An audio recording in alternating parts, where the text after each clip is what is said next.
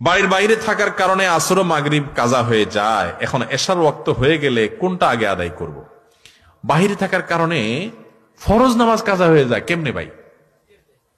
হ্যাঁ, বাসে জ্যামে পড়ছেন তো নেমে যাবেন। আমি একবার ছাত্র জীবনে মাদ্রাসায় পড়ি, তখন বাসে যাচ্ছি, দূরপাল্লার বাসে, ফজর নামাজের টাইম চলে যাচ্ছে। ড্রাইভার সাহেব যে বললাম, ভাই গাড়িটা একটু থামাবেন, আমি নামাজটা পড়বো। কয়েক গাড়িতে নামাজ পড়ে নেন, গাড়িতে নামাজ হয়। আমি কই ভাই উজু করা লাগবে না, নাইট কোর্স, রাতভর গাড়িতে ছিলাম, সকালে ফজর পড়বো, উজু করবো না, ঘুমাইছি গাড়িতে। বলে যে জানলা দিয়ে পানি দিয়ে উজু করে ফেলান বা তায়াম্মুম করেন, জায়েজ আছে। চিন্তা করলাম কত বড় মুফতি, সুবহানাল্লাহ, এমন কোন মাসালা নাই যেটার উত্তর তার কাছে নাই। হ্যাঁ, উজু লাগবে না, তায়াম্মুম লাগবে সেটা বলে দিচ্ছে। নামাজ দাঁড়ায় না, বৈশা সিটে বৈশা, কেবলা কোনটা লাগবে না লাগবে সাথে সাথে উত্তর। বাপরে বাপ, এ তো অনেক বড় মুফতি। চিন্তা করলাম, আল্লাহ এই মুফতির হাত থেকে তুমি আমার রক্ষা করো মাবুদ। নামাজের টাইম চলে যাচ্ছে, এদিকে মুফতির ফতোয়া থামতেছে না। আমি আবার ছোট মানুষ, মাদ্রাসায় পড়ি, খুব টেনশনে পড়ে গেছি, আল্লাহ কি একটা বিপদ, কি করি। তখন বন্যা চলছে দেশে, বন্যার পানি আমি দেখতে পাচ্ছি রাস্তার দুই পাশে বিলের পানি থই থই করে। দূরপাল্লার বাস ঢাকা থেকে যশোর যাচ্ছে, তো আমি দুই পাশে যখন পানি দেখলাম, বললাম ভাই একটু থামাইলে, ভাই পাশেই পানি আছে ভাই, আমার 2 মিনিট লাগবে পানিতে উজু করতে, আর আমি ফরজ 2 রাকাত পড়বো, শুধু দৌড় দিব ভাই। কোথা কি আর কথা শুনে, আরে ভাই বেশি পেন করেন না, বসেন আপনি। এমনি ফেরিঘাটে জ্যামে দেরি হয়, আবার আপনি এখানে কাহিনী করতে আসছেন, দাঁড়াবেন আসে। আমি কে আল্লাহ, আমার ফজর নামাজ নষ্ট হয়ে যাবে আজকে। খুব মনে মনে ইস্তেগফার করতেছি, কি করব। একটু পরে দিকে হঠাৎ করে গাড়ি থামছে। আমি বললাম কি ভাই, কোনো সমস্যা? বসেন সিটি বসেন, সামান্য একটু অসুবিধা হয়েছে। আমি মনে অনেকে চান্দু আর বসতেছি। আমি লাভ দিয়ে নাইমা বিলের থেকে উজু করে উঠা একদম গায়ের সামনে আল্লাহ আকবার করে কেবলার দিকে দাঁড়ায় গেছে, যে উঠে দিলাম, আমার গার উপর উঠে দাও। আলহামদুলিল্লাহ আমি নামাজ কালাম করে সুন্দর করে সিটে যা বসছি, দেখি তার গাড়ি এখনো ঠিক হয় নাই। বললাম মুফতি সাহেব গাড়ি ঠিক হয়েছে না? হুজুর এই তো আর একটু বাকি। আমি আর 1 ঘন্টা বাকি হইলে আর দুঃখ নাই, আমার নামাজ হয়ে গেছে আলহামদুলিল্লাহ। বহু মানুষ আছে আমি দেখছি, নামাজি মানুষ গাড়িতে সফরে গেলে নামাজ পড়ে না, মানে সাহস করে বলে না।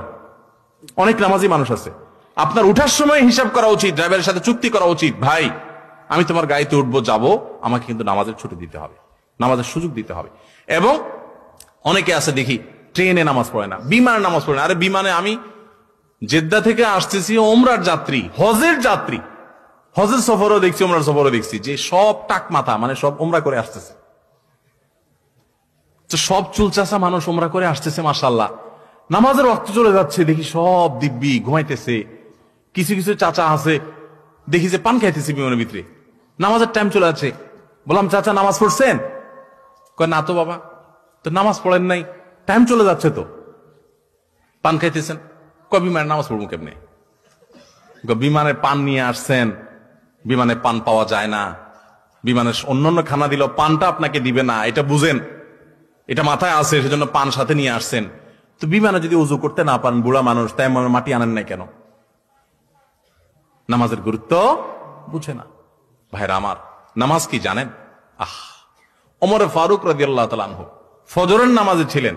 ফিরোজ আল-লুল নামক অগ্নিপূজক যখন খঞ্জর দিয়ে তার পেটে আঘাত করেছেন, নাড়ি বুড়ি বের হয়ে গেছে, কিন্তু প্রাণ তখনও বের হয় নাই। উনি তো লুটায় পড়ে গেছেন। ওনাকে নিয়ে যাওয়া হলো। যখন নিয়ে যাওয়া হয়েছে, উনি নামাজের ইমামতি করতেছিলেন ওই অবস্থায়।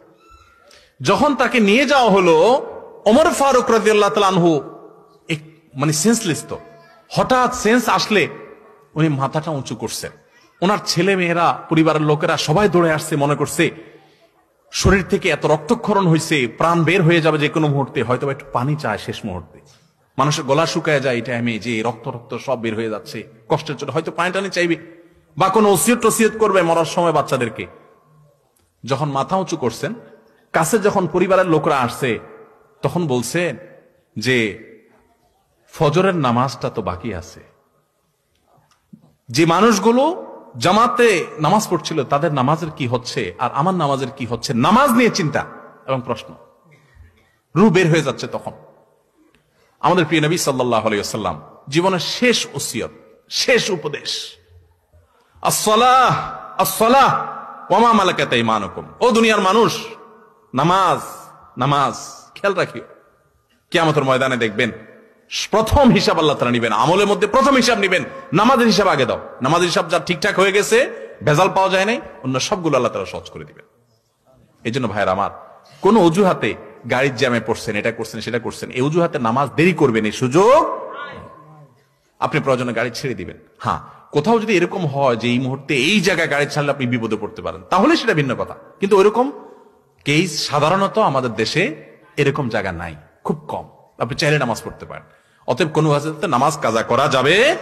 আল্লাহ তাআলা আমাদের সবাইকে তৌফিক দান করুন।